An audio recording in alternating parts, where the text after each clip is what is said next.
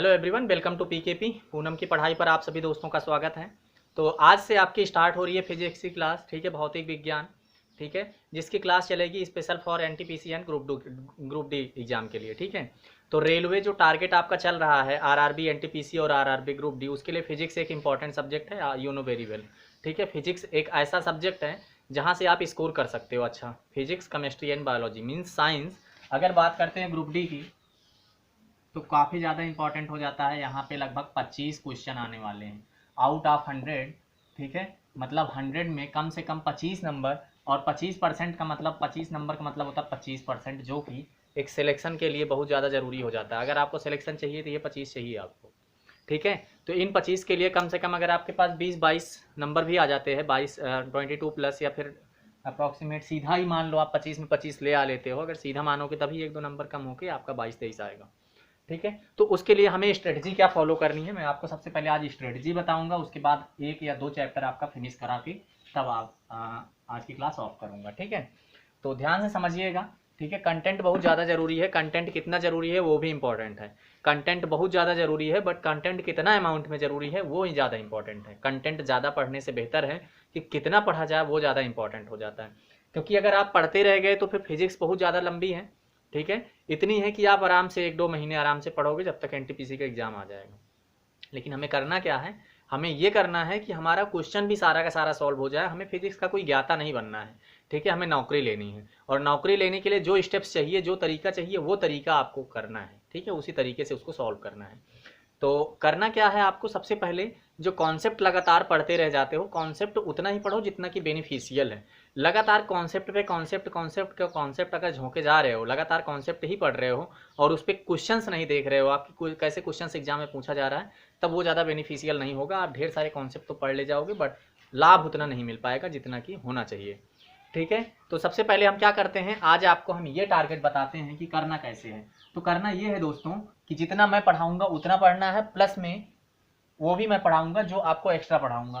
तो फिजिक्स की अगर मैं बात कर रहा हूँ स्पेशली, तो फिजिक्स में जितने भी चैप्टर्स हैं, थ्योरी जितनी भी, ठीक है, जितनी भी थ्योरीज हैं, मीन्स जितने भी कॉन्सेप्ट हैं, मैं यहाँ पे कॉन्सेप्ट की बात करूंगा, उसको लगभग 7 से 8 क्लास में हम लोग फिनिश कर देंगे, ठीक है। 7 से 8 क्लास में सारे के सारे कॉन्सेप्ट। अब कॉन्सेप्ट पढ़ना कैसे है भैया, 7 से 8 क्लास में कॉन्सेप्ट खत्म नहीं हो सकता है, लेकिन हमने खत्म करना है। तरीका क्या है, तरीका ये है कि हमें क्या करना है, सिर्फ वही क्रीम चीज़ें पढ़नी है जिसका यूज करना है आगे, ठीक है। मतलब जैसे अगर आप मोशन पे जाते हो तो मोशन पे बहुत सारी चीज़ें हैं, मोशन के चैप्टर में बहुत सारी चीज़ें, आप न्यूमेरिकल्स ही लगाते रह जाओगे 1 महीने, ठीक है।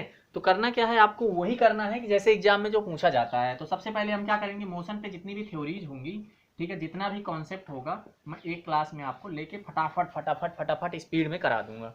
तो कॉन्सेप्ट के बाद में जब मैं पीडीएफ टाइप में लेके आऊँगा एक, ठीक है, जिसपे मैं क्वेश्चंस कराने वाला हूँ आपको, उसमें मैं आपको एक पीडीएफ टाइप में दूंगा, और डिस्क्रिप्शन में पीडीएफ की लिंक भी मिलेगी जिससे आप वहाँ पे क्वेश्चन आंसर डाउनलोड भी कर सकते हो, ठीक है। तो कॉन्सेप्ट मैं आपको यहाँ पे दे दूंगा, सीधा आपको लाइव समझ लो, एक तरीके से लाइव तो नहीं पढ़ा रहा हूँ, बट आपको रिकॉर्डेड वीडियो दे रहा हूँ।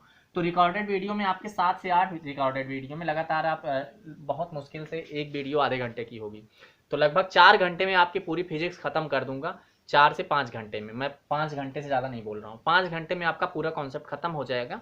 उसके बाद आपको क्वेश्चंस करना है आराम से, ये सारे के सारे कॉन्सेप्ट हेल्पफुल होंगे वहाँ पे। फिर क्वेश्चंस भर भर के लगाने हैं, क्वेश्चंस हर एक क्लास में आपको 50 क्वेश्चंस कम से कम करना है। अगर आप 10 दिन कर लिए तो कितना हो जाए, 50 दाम में 500 क्वेश्चंस तैयार हो गए ये, और प्लस में कॉन्सेप्ट आपका फिजिक्स ओके ओके हो जाएगा, ठीक है। तो फिजिक्स को ओके ओके करने के लिए सबसे पहले हम ज़्यादा बात नहीं करते हुए सीधा मुद्दे पे आते हैं, और आज की क्लास में सबसे पहला हम देखते हैं फिजिक्स क्या है। ये सब तो जानते ही होंगे, जहाँ पे द्रव्य और ऊर्जा के बारे में अध्ययन किया जाता है उसे फिजिक्स कहते हैं, भौतिक विज्ञान कहते हैं, ठीक है। विज्ञान की वो शाखा जिसमें हम द्रव्य, ये सब जानते ही हो आप, है ना, द्रव्य और उसके मतलब एक तरीके से एनर्जी के बारे में, द्रव्य और ऊर्जा के बारे में जहाँ पे हम स्टडी करते हैं, पढ़ाई करते हैं द्रव्य और ऊर्जा के बारे में, उसे हम भौतिक विज्ञान कहते हैं। अब भौतिक विज्ञान में सबसे पहले बात करते हैं, सबसे पहला जो चैप्टर है उसमें हम मात्रक के बारे में बात करेंगे, क्योंकि विदाउट यहाँ से आपका एक क्वेश्चन श्योर है, और आज ही आपका श्योर हो जाएगा, 101% श्योर हो जाएगा। चाहे कोई भी आप एग्जाम उठा के रेलवे का देख लो, वहाँ पे आपको एक क्वेश्चन श्योर मिलेगा, ठीक है। तो सबसे पहले आप 2 चीजें सीख लो,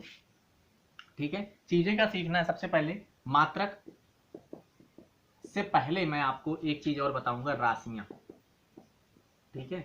राशियां आपकी दो प्रकार की होती हैं, एक तो अदिश राशि और दूसरी सदिश राशि। ऐसी राशि, सदिश राशि। अंग्रेजी में इसको बोलते हैं वेक्टर क्वांटिटी,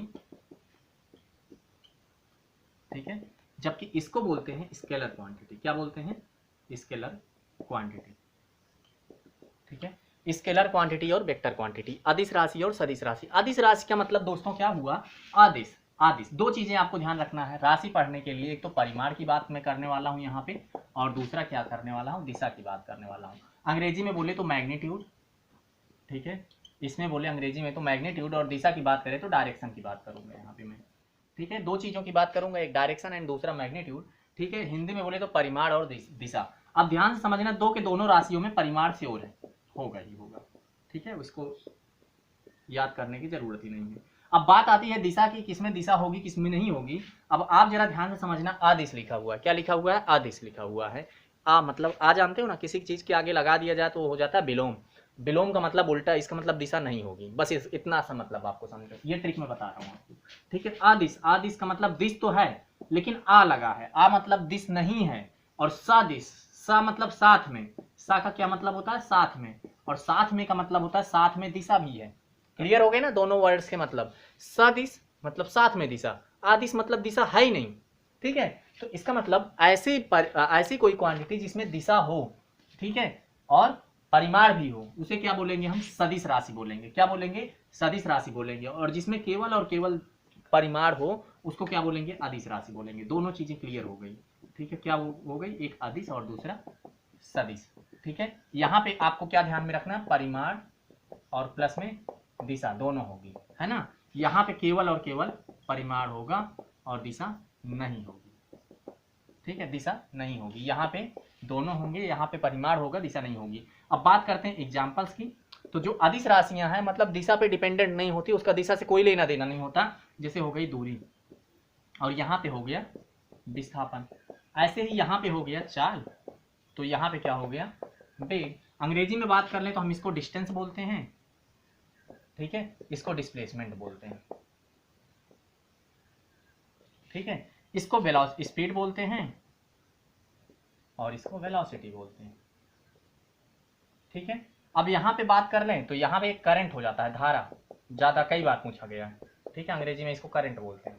तो पूछता है करंट एक डायरेक्ट मतलब अदिश राशि है सदिश, तो आप सोचोगे करंट तो एक ही डायरेक्शन में जाती, बिल्कुल नहीं। करंट को डायरेक्शन से कोई मतलब है नहीं, उसको रेजिस्टेंस प्रतिरोध से मतलब होता है कि जिधर प्रतिरोध कम मिलेगा उधर निकल जाएगी वो, ठीक है। तो आपको सिर्फ इतना ध्यान रखना, इधर करंट, इधर आपको एंगुलर ये कर लो आप सीधा सीधा त्वरण, एक्सेलरेशन, ठीक है। बाकी ऐसे फिजिक्स में जितने भी टर्म्स आएंगे मैं सारे के सारे आगे डिफाइन करते चलूंगा कि अदिश है या सदिश है, क्यों है वो भी रीजन बताऊंगा, ठीक है। तो आपका अदिश और सदिश राशि का इतना सा क्लियर हो गया होगा, सिर्फ छोटी सी चीज थी, ये ध्यान में रख लेना। आगे मैं बताते चलूंगा सारे के सारे क्या है, कौन सा अदिश है कौन सा सदिश है, जैसे जैसे टॉपिक आता जाएगा, ठीक है। तो अब हम सीधा चल लेते हैं मात्रक के पास में, और एसआई मात्रक के बारे में हम बात करेंगे। एसआई मतलब इंटरनेशनल सिस्टम के बारे में बात करेंगे, ठीक है। तो बहुत पहले क्या हुआ कि वैज्ञानिकों की बहुत ज़्यादा मीटिंग हुई, और क्योंकि बहुत सारे देश में अलग अलग मात्रक चलते थे, कोई किस में किलोग्राम में यूज कर रहा है, कोई टन में या फिर कोई ग्राम में, ठीक है। तो क्या करते थे कि बेसिकली इंपोर्ट और एक्सपोर्ट में प्रॉब्लम आ जाती थी कि हम अपने देश से सामान भेज रहे हैं उस देश में, और उस देश को हमारे यूनिट के बारे में नहीं पता है।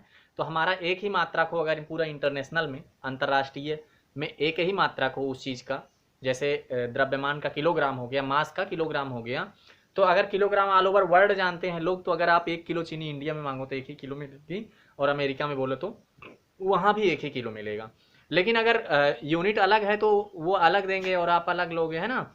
तो ऐसे कन्फ्यूजन आएगी, ऐसे मिसअंडरस्टैंडिंग होगी, ठीक है। एक तरीके से आप समझ नहीं पाओगे उनको और वो आपको, ठीक है। इसी चीज़ को, इसी प्रॉब्लम को सॉर्ट आउट करने के लिए एक मात्रक के लिए एक मीटिंग गठित हुई वैज्ञानिकों की, ठीक है, जिसमें एक इंटरनेशनल सिस्टम में एक मात्रक लिया गया जिसको हम एसआई मात्रक बोलते हैं, ठीक है।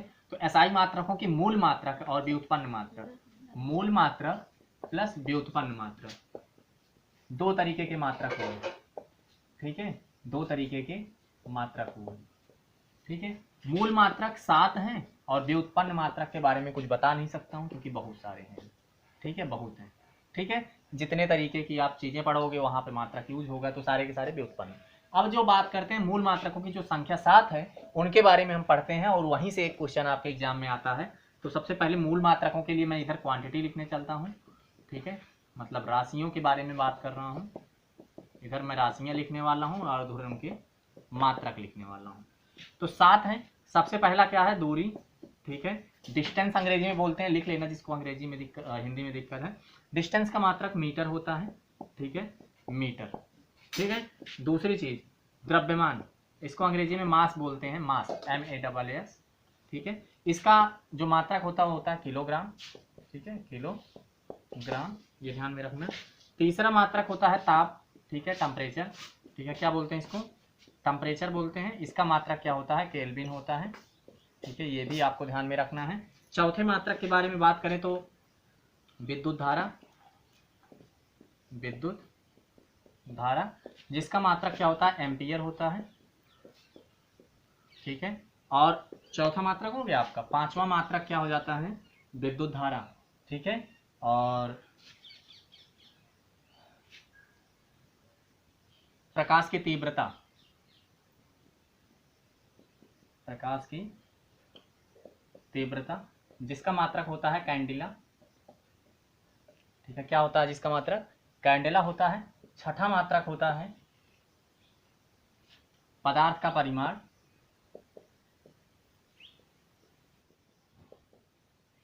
ठीक है, जिसका मात्रक मोल होता है। और एक रह जाता है आपका दूरी हो गया, द्रव्यमान हो गया, ताप हो गया, ठीक है, विद्युत धारा हो गया, प्रकाश की तीव्रता हो गया, पदार्थ का परिमाण हो गया, एक आपका छूट रहा है,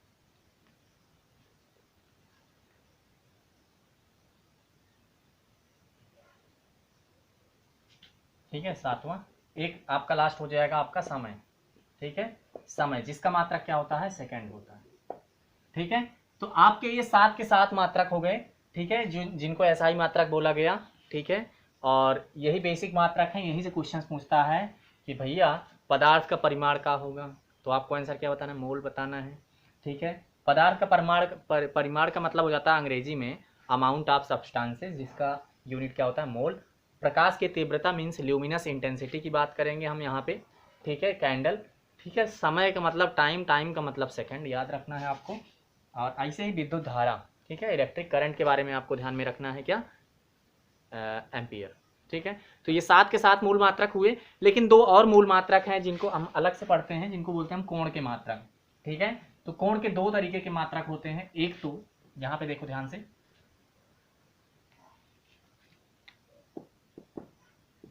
कोण के मात्रक मीन्स यूनिट ऑफ एंगल, ठीक है। 2 तरीके का होता है, एक तो 2D होता है, एक 3D।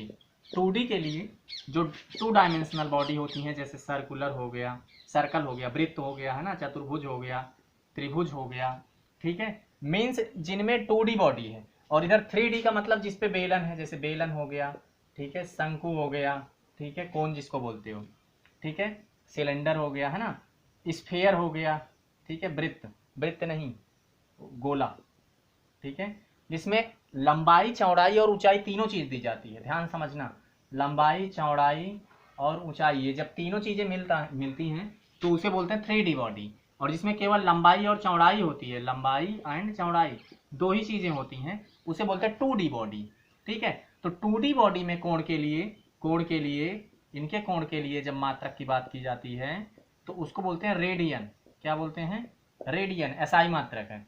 और 3D बॉडी में कोण के लिए हम क्या बोलते हैं, स्टेरेडियन, क्या बोलते हैं, स्टेरेडियन। तो ये इंपॉर्टेंट है, ध्यान रखना, आए हुए क्वेश्चन हैं ये, ठीक है। मतलब 2D बॉडी के लिए, 2D मतलब ठोस, सॉरी, यहाँ पे आप सीधा सीधा बोल सकते हो प्लेन, ठीक है, समतल, समतल कोण हिंदी में क्या बोलोगे, समतल कोण, और इसको क्या बोलोगे, ठोस कोण, सॉलिड एंगल। मतलब सॉलिड एंगल के लिए, ठोस कोण के लिए जो मात्रक होगा स्टेरेडियन में होगा, और प्लेन एंगल के लिए जो यूनिट होगी रेडियन होगी। इतनी आपको क्लियर हो गई होगी। तो यूनिट के बारे में आपको ध्यान में आ गया। अब बात करते हैं मात्रक के बारे में, कुछ छोटे और बड़े मात्रकों के बारे में।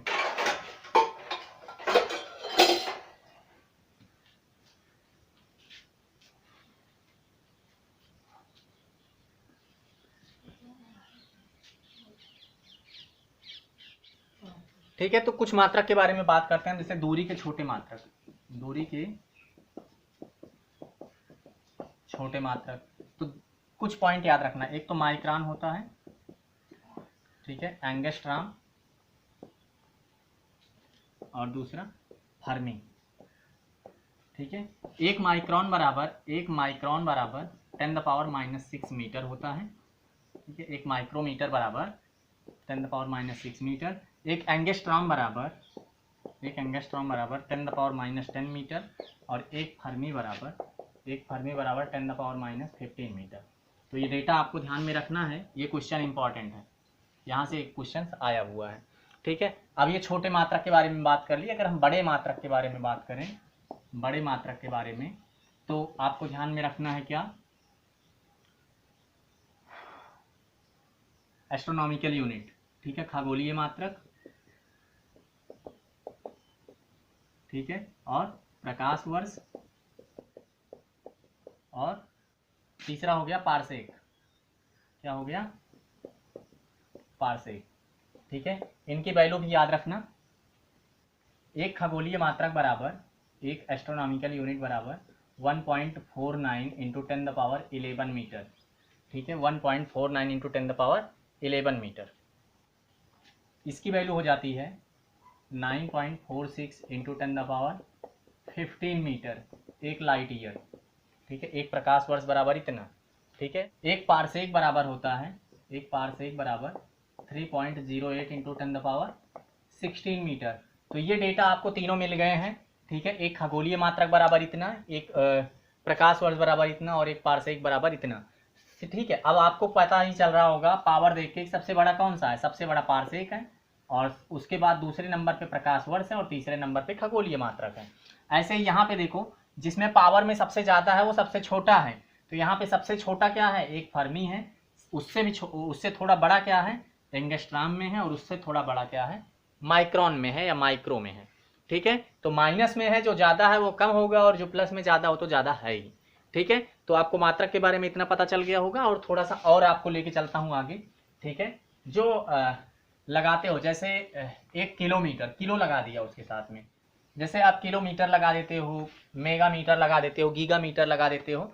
तो प्रेफिक्स के बारे में हम बात करने वाले हैं, कुछ प्रेफिक्स लगाते हैं, जैसे पहले लगा देते हैं, पूर्व जो लगा देते हैं, किसी मात्रक को नाम लेने से पहले ही लगा देते हैं। जैसे 1 किलोमीटर, ये किलो क्या है, मीटर तो पता है आपको, लेकिन किलो नया चीज़ लगा।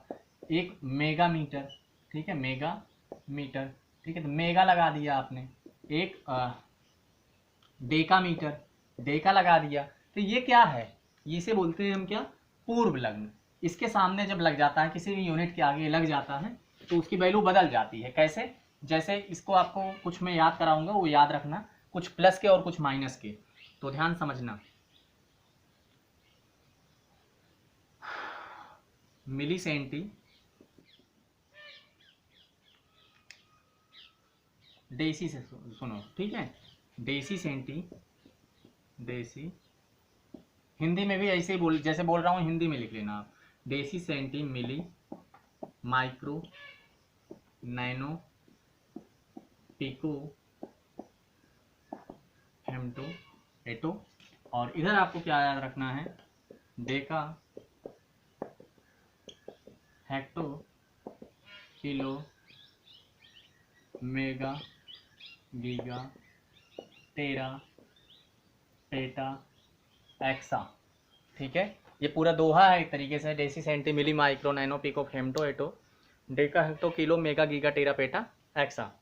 ठीक है, तो इसको आपको याद रखना है, इसके सबके सामने 10-10 पहले लिख लो। ठीक है, 10-10-10-10-10, इसके भी सामने 10-10 लिख लो। ठीक है, 10-10-10। ठीक है, ये डेसी है, ये डेका है। ठीक है, डेसी फीमेल नेम से आपको दिख रहा होगा, और डेका मेल नेम से। ठीक है, तो इसको आप पॉजिटिव कर लो, मेल पॉजिटिव होते हैं और फीमेल नेगेटिव होती हैं, ऐसे ही ध्यान रखो आप। ठीक है, ऐसा मैं नहीं कह रहा हूँ, ऐसा मैं ट्रिक बता रहा हूँ, नहीं तो सोचो ऐसे ही बोल रहे हैं सर। ठीक है, तो डेका आप प्लस में कर लो, ये वाली पूरी लाइन प्लस में जाएगी, ये वाली पूरी लाइन माइनस में जाएगी। ठीक है, ये हो गया। इसके आगे 1 2 3, फिर उसके बाद फ्री, 3 दूनी 6, 3 त्रिक 9, 3 चौक 12, 3 पचे 15, 3 छः 18। ऐसे ही 1 2 3 फिर फ्री, 3 दूनी 6, 3 त्रिका 9, है ना, 3 चौक 12, 3 बजे 15, 3 6 18, ये लिख लिया आपने। अब बस इतना ही आपको ध्यान में रखना है। जैसे आपको कहीं गीगा दिखे ना, तो गीगा की जगह ये हटाओ दो, गीगा हटाओ, इसकी वैल्यू यहाँ पे लिख दो, मतलब उससे उतने से मल्टीप्लाई करा दो, बात खत्म। जैसे आपको माइक्रो दिखे तो उसके सामने जितना, जैसे 1 माइक्रोमीटर बोलो मैंने, 1 माइक्रोमीटर, तो माइक्रो, ये माइक्रो का सिंबल है, हाँ, माइक्रो हटाना है, जिसका मतलब 1 × 10⁻⁻6 मीटर। बस, मतलब जिस चीज जो नाम लिखा रहे उसको हटाने के लिए उसके नंबर्स को प्लेस कर दो, मल्टीप्लाई करा दो, बात खत्म हो गई। ठीक है, तो इसका ऐसे ही यूज करना है। अब आपको कुछ बताना है, जैसे मैं कुछ क्वेश्चंस देता हूँ, फटाफट उनके आंसर्स बताओ जरा। जैसे मैंने बोला 1 पिकोमीटर, क्या बोला, 1 पिकोमीटर, इसका मतलब क्या हुआ, ठीक है, 1 पिकोमीटर बराबर वाट, तो एक लिखा, पिको का क्या मतलब होगा, मिली सेंटी डेसी, ओ सॉरी, डेसी सेंटी मिली, फिर उसके बाद 3 हो गया ना, माइक्रो नैनो, 3 दूनी 6, 3 त्रिका 9, पिको 12, है ना, इंटू 10 द पावर। अब ये मिली वाले टेबल में था इसलिए माइनस में लगा, -12 मीटर के। आपको जहां भी ऑप्शन दिखे खटाक से लगाओ, काम खत्म। ठीक है, तो आपको ये पूर्व लंग प्रेफिक्स समझ में आ गया होगा, आई होप। तो आपका ये चैप्टर खत्म हो जाता है मात्रक वाला। ठीक है, अगली क्लास में हम देखेंगे मोशन, और उसके साथ में और भी जो 2 चैप्टर लेके आऊँगा, फटाफट कराऊंगा। पूरी फिजिक्स को मुश्किल से 7-8 क्लास में खत्म कर दूंगा, उसके बाद क्वेश्चन आंसर झकाझोर। ठीक है, तो मिलते हैं नेक्स्ट क्लास में, तब तक के लिए थैंक यू सो मच। ठीक है, चैनल को जरूर सब्सक्राइब कर लीजिएगा, वीडियो को लाइक कर दीजिएगा, है ना, और शेयर तो करना ही पड़ेगा भाई। चलो ठीक है, मिलते हैं नेक्स्ट क्लास में, थैंक यू सो मच, नमस्कार।